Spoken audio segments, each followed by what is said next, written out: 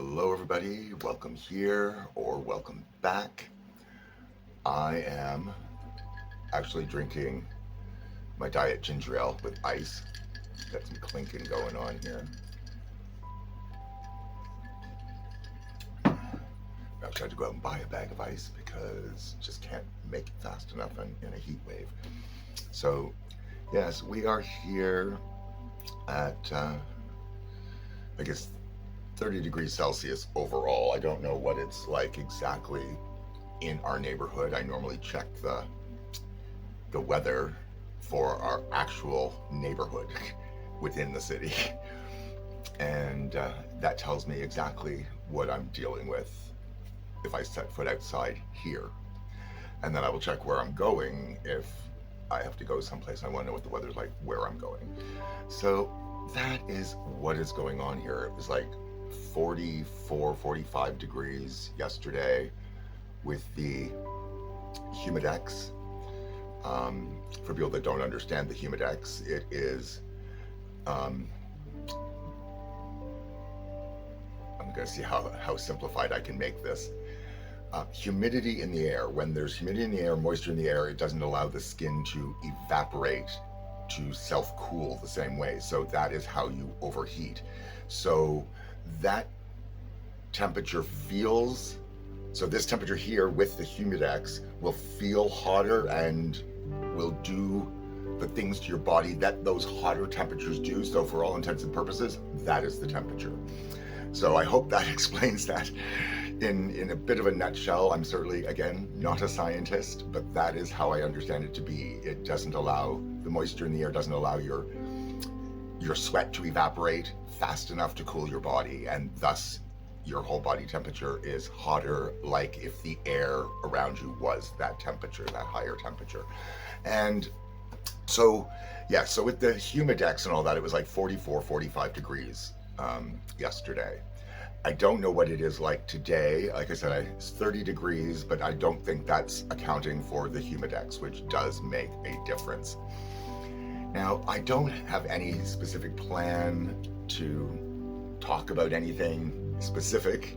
I certainly wasn't necessarily intending to talk about the weather, other than it is the most notable thing in our immediate vicinity that we're dealing with all here at this time. I hope other people I know, I think it was BC somewhere, got snow yesterday.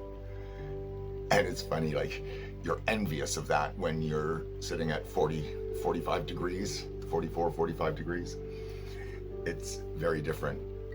Now, while I'm doing this, I am going to be smoking, so I will probably be cutting out a lot, but you will probably see the smoke as it rises, as it often is. I can't cut out all evidence of it as much as I try. I just don't want to be,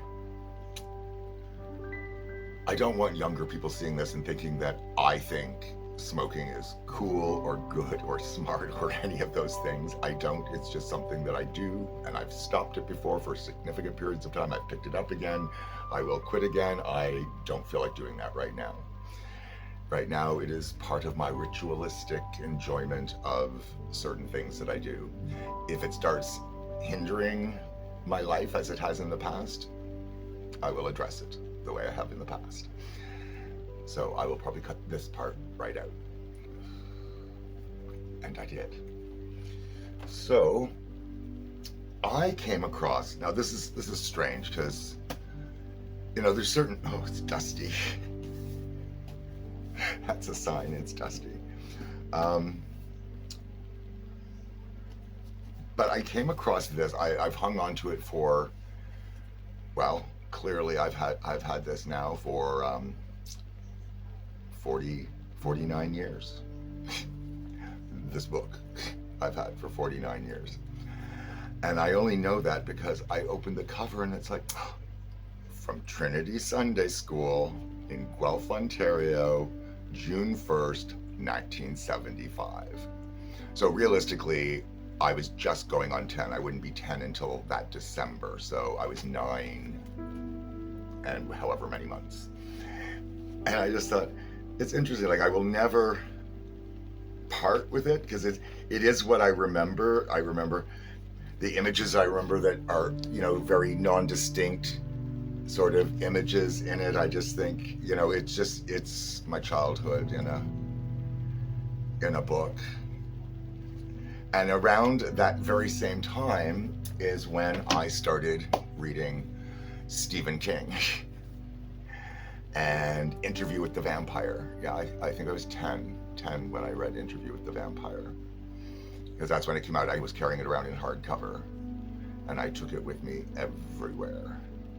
And my parents were just so thrilled that I was reading that they never, because they weren't readers, like they didn't even really skim magazines. My dad would do like the newspaper and things of that nature. My mom might do chatelaine. and they had the Reader's Digest all the time, but I don't recall them ever reading them. They just had them to sit in the bathroom. Now, they might have used them in the bathroom. I don't know. They never looked like they'd been opened, except for if I opened to check something out. And it was fascinating, I must admit. It was fascinating seeing how the stories condensed, because a lot of the stories that they would condense into the Reader's Digest stuff, I'd already read in long form or longer form. And it's amazing how they can really capture the stories with all of the stuff that they still cut out. I just find that quite fascinating. And Cliff Notes were much the same way, although we didn't have Cliff Notes. Ours were Cole's Notes, because they were just the condensed form that they got from the, I guess it's the bookstore stuff, Cole's bookstore.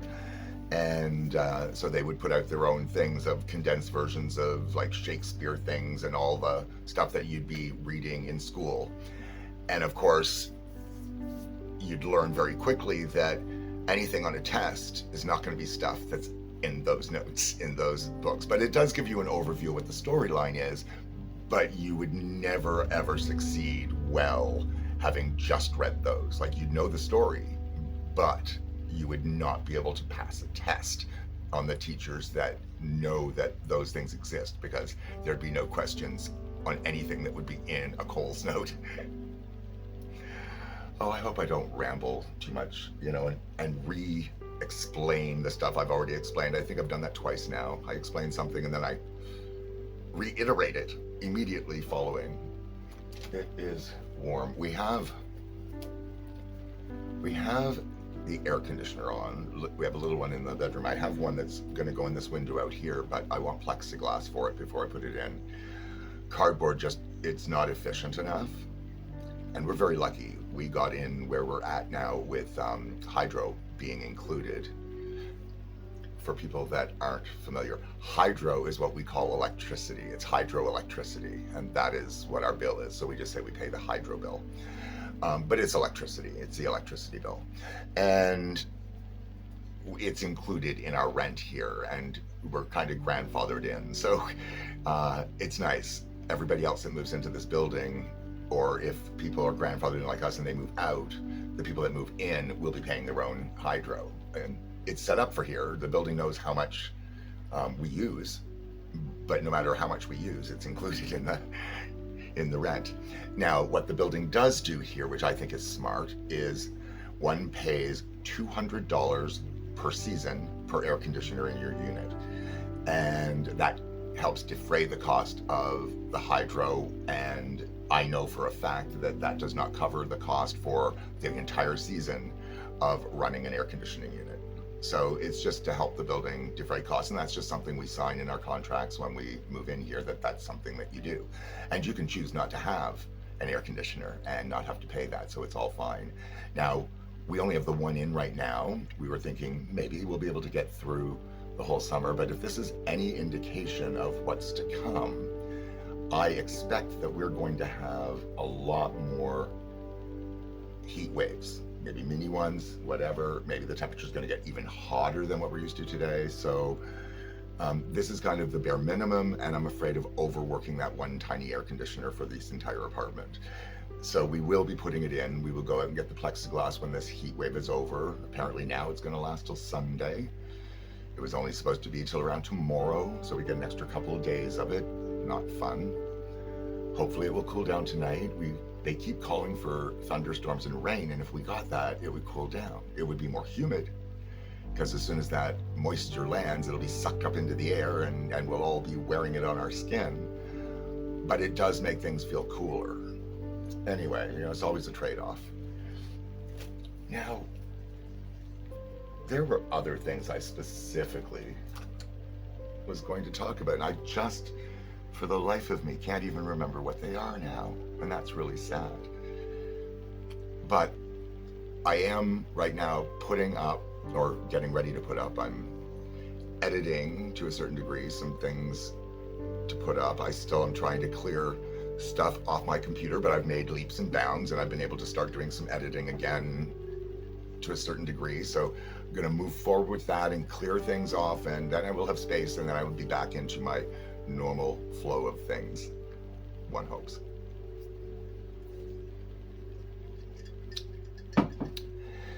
But there's one in particular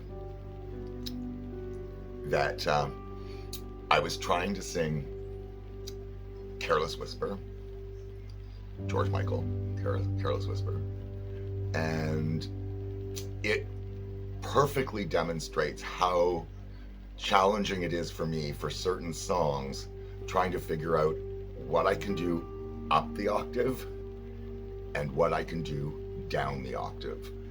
And being as everything I put up is just me trying things to practice whatever, and it's all fun. It's all fun and games. And as embarrassing as it is to share our flaws, that is really what my channel is about for me. It is my scrapbook for me to remember all of these things. Flawed though they may be, they're just accurate snapshot memories of what I'm experiencing at any given moment in time for the things that I post. And I hope that makes some kind of sense to people. I have to stop banging this because I can see that it's moving my camera setup, and it's not what I really want to do. I'm not trying to bang things around, but I'm really confined here in a way that I'm not accustomed to being. And so that really does show the struggle, that particular song and video, and I made it being aware that it's aware, because normally it's what I do. I just record myself, learn from it what I need to learn from it, see the parts I need to work on before I maybe try it out in public. Because otherwise, this is what I'd be doing. This is how I would look singing something for the very first time in public at karaoke. And I do that, right? I know exactly what I'm doing there. But I also really like to know, is this a good song for me? Is this something that I can do at least well enough that people aren't going to want to rush out to have their cigarettes all at the same time? Or any other reason, run to the bathroom, anything to clear out of the space. That's what I'm trying to avoid. And I also like to be able to choose songs within the environment that help. I will put up usually 2 or 3 contrasting things so that the person who's running the karaoke show can fit what is going to help the show have a flow, right? Like if they need something to slow something down, or if they need something to energize something up, that they have some things in there to play with, because most people just put up what they want to sing. Now, I put up what I want to sing. I just happen to have a lot of things I enjoy singing. So I'm always trying to find a big, diverse range of things that I can at least do in my own way. I will never sound like the original, and when I try, or if somebody says, and I'm going to use the David Bowie thing, because in all fairness, I get that a lot. Virtually every time I go to karaoke and somebody has not heard me sing, it's always the recommendation they want from my voice, and I've never really understood why. And when I try to do it, there are like 2 songs I can vaguely get through, China Girl and Let's Dance. I think I tried to do Modern Love once on my channel. All of these things are on my channel from years ago when I first tried to do them, because people make these recommendations, and I will always try to do people's recommendations. And I don't really know why people want the recommendations they do. I like when they have an explanation, but it doesn't really matter. They hear something in my voice that says, hey, try this. So who am I to not at least try it? And then I go, oh, wow. Like recently, as everyone that has been following any of this knows, I did Sweet Child of Mine. I tried 3 different versions. My personal preference of things to sing to music-wise is always piano. That's what I find the easiest, generally speaking. It's not cut and dry, not 100% of the time, but generally speaking, that holds true. I also like singing to an actual orchestra because it's also something I am accustomed to. So singing to guitar, I think, is the hardest for my voice to do because I also struggle with the hearing in one ear, which is also why things that I sing are not always as on as they could be, because when I'm singing, everything to me sounds off. And what I've had to learn and why I practice is I have to know the right off that is on, if that makes any sense. So that when I'm hearing it as off, I know that what I'm presenting is the right notes and the right tones. Because that's not what I hear when I'm listening. And then when I hear it back, I'm hearing yet again a totally different version than what it is when I'm singing it. And I don't know how to explain it so that it makes more sense than that. But that is my experience with singing, why I practice, why I try these things. It's just my own personal set of challenges to overcome to do these things that other people do that would have their own different challenges to overcome to do it. So yeah, that's that story. Now, that being said, I was quite happy with my black velvet that I did the other day. It was satisfactory, and that a lot of times when we are critical of ourselves or we're looking at things, and when I'm doing this, I need to be looking at it with a critical eye because that's the only way to improve. It's not about me being hard on myself or selling myself short. I know people will say that, but it's about being what is realistic. And I'm never trying to compete with other people. There are always going to be people out in the world who are way better at everything I'm interested in than I am. But I can always be the best me doing these things that I can. And no one will ever be able to top that. Nobody's going to be a better me than I am. That's just an impossibility. And if people try, I just go, wow, that's flattering. Because I draw inspiration from a lot of people, and as far as celebrities go, I have met, fortunately, I have been able to meet a lot of people of a lot of different celebrity status in the world. And the one thing I have come to realize is they are all just people. They've had different experiences than other people. Some of them have had different kinds of successes than other people have had. But when push comes to shove, they are just people, as is everybody else in the world, which is an odd perspective. Because when we're children, there's sort of echelons of power, right? Because you're a child and doctors have a certain presence in your life and a certain trust that you have to ascribe to them, and they are like extraordinary human beings. Firefighters, police officers, all of these things, politicians, like everyone who's like in charge of all of these things are really important people. And people who have celebrity status as singers and things like that, they're very important people. They're more important than the rest of us people, which is not true.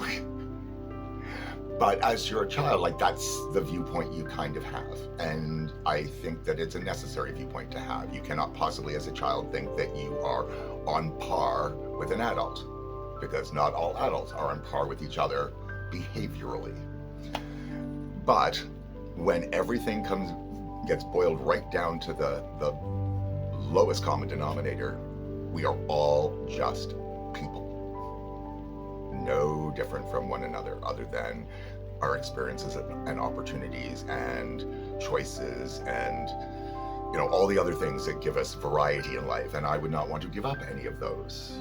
I think it's very important that we all maintain our rights and abilities to make the choices for ourselves that allow us to become the fullest, most enriched versions of ourselves that we can. And as long as that in and of itself is not hurting somebody else, then I don't see why that should be an issue. And I could give a lot of examples, but that would be really specific, and this isn't about specifics. This is just a fact, and it just applies across the board, period.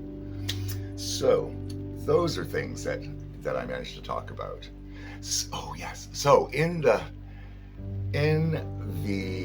version of, I just said it. Why did my mind go? See, this is what happens when I try to do this, not having smoked a joint.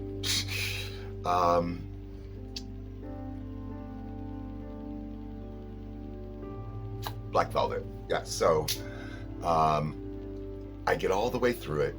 It was adequate, satisfactory. I wasn't sure when I got through it, because you never know what it's going to sound like when you listen back to it, especially me. I really don't know what it's going to sound like till I listen back to it. And that's what I respond to. So when people hear me saying things of like, ugh, maybe it was awful, I don't know, it's because I really don't. I genuinely don't know whether it's going to be awful, whether it's going to be passable, and I put up what I put up. I try to cut out, as I show you this, because it was an anomaly. I've never had something go so awry after being so adequate in my life. And I really don't even know how to explain it. I did my best after it happened. I tried to get through it. I tried to ignore it. And I'm like, oh, and then I just started being ridiculous about everything. And then when it was over, I just had to laugh. And I laughed and I laughed, and it was fun. It was so awful, it was fun. And it is probably, I mean, Lord knows I put up things that I find cringy. I'm sure other people find cringy as well. But I put them up because it's real and authentic. And this particular piece of cringiness I cut out because it kind of ruined what was otherwise an adequate stylization of the song to me. And I did save that last bit of stuff. I didn't destroy it or delete it or anything. And I'm not sure whether I'm going to just put it up out of context. I doubt I'll do that. That just seems weird. But I could. Or I will do my reaction to my... Well, I mean, it's weird because it's something that happened, even though I reacted to it then. I will be reacting to my reaction to my thing that happened. I don't know. But there is that option as well. And then that way people can see it, people will hear it, people will experience the absolute joy it was for me to screw up so badly.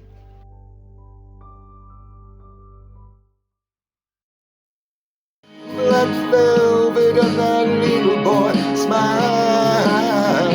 Black velvet with that slow southern style.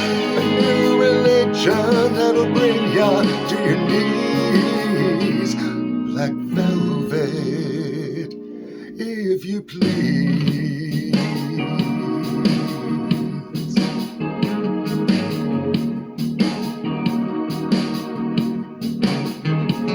If you please.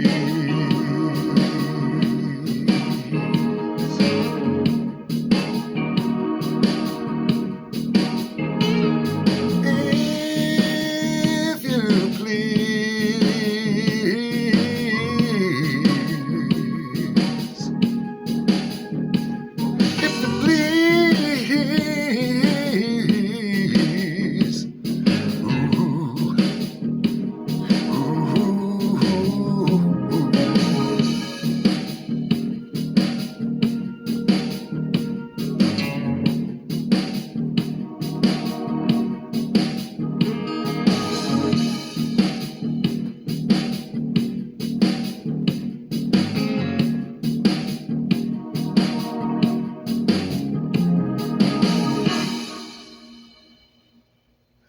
can't believe I blew it on that one last note.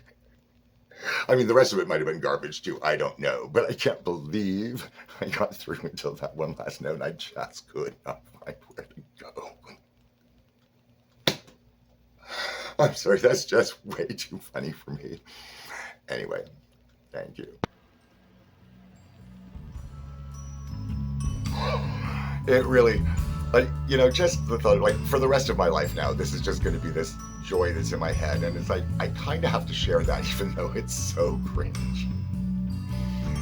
And that's what I'm doing. I am working up the guts to be able to put that cringe so purposefully out in the world for everyone to see. But I don't really have anything to hide. I mean, we all are fallible human beings, and this is no different. It's not life and death. It's not the end of the world, but it is not what I would prefer.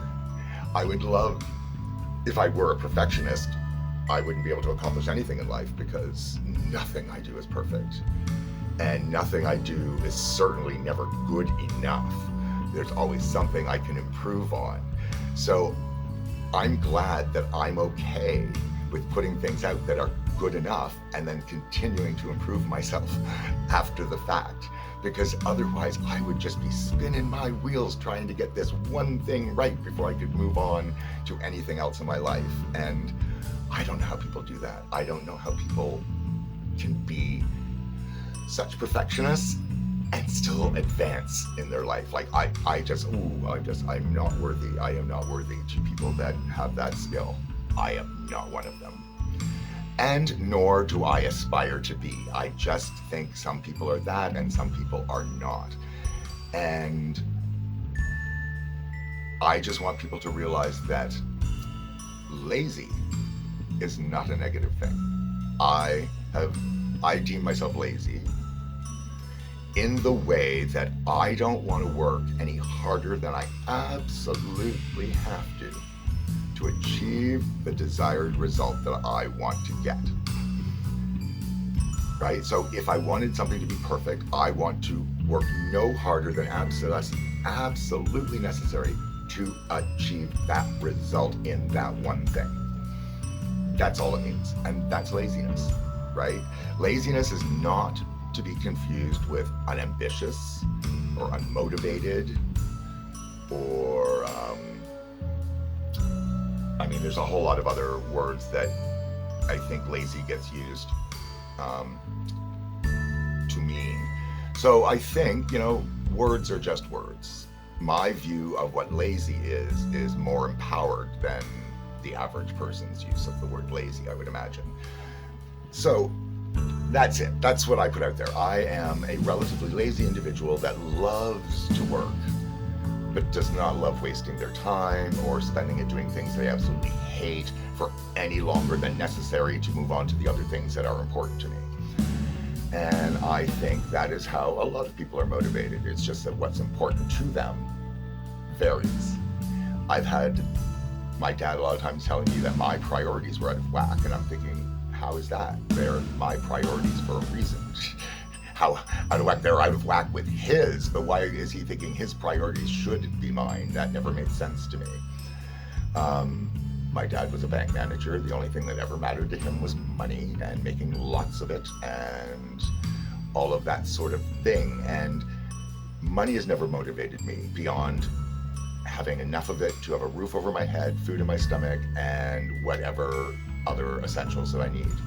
Everything beyond that, my having, cigarettes that I can smoke or pop that I can drink or anything, that's over and above the essentials. So as long as I can have some of these luxuries, I'm fine.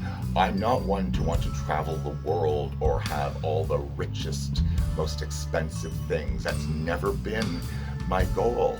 And the people that is their goal, not the people that happen to get there somehow, but that's their goal.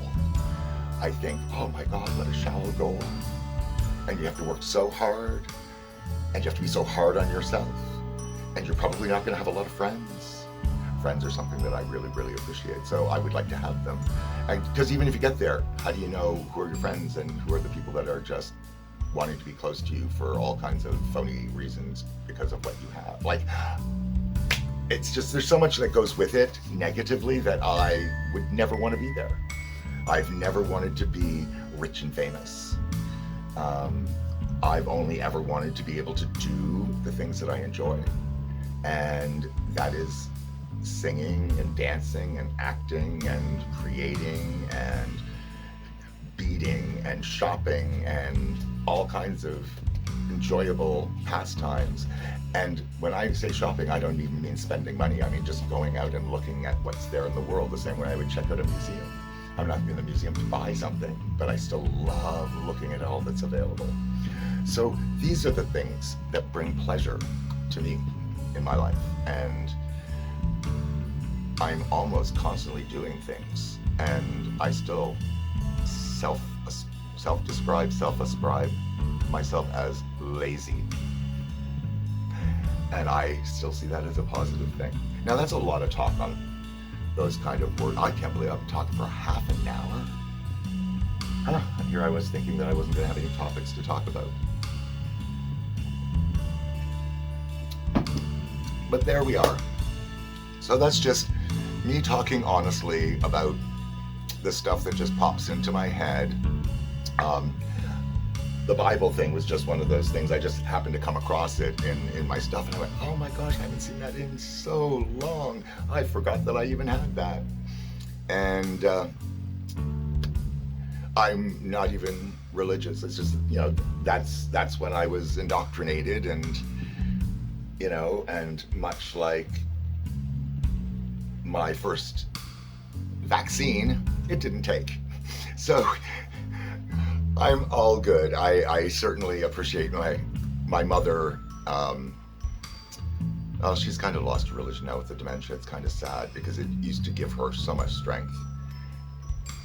And I've always appreciated, I would never want to take other people's strengths away from them, regardless of where it's coming from. And it doesn't make me right or them wrong or me wrong. It's just different beliefs, and we all will find out what's right about everything in the long run, one way or the other. And I'm good with that. I'm good with my beliefs, and I'm good with allowing other people to have theirs, because their beliefs, unless they're trying to force it upon me or create laws based on it, that things like that I disagree with. But if it's how you run your personal life and gives you strength to accomplish things, then go for it. Like, absolutely go for it. That's my stand. Anyway, again, this was meant to be much more lighthearted, but see, this, when you're in a heat wave and your brain is cooking and all these things are happening, you just don't know where your mind's gonna go sometimes. But until the next time, as always, take care of yourselves and each other.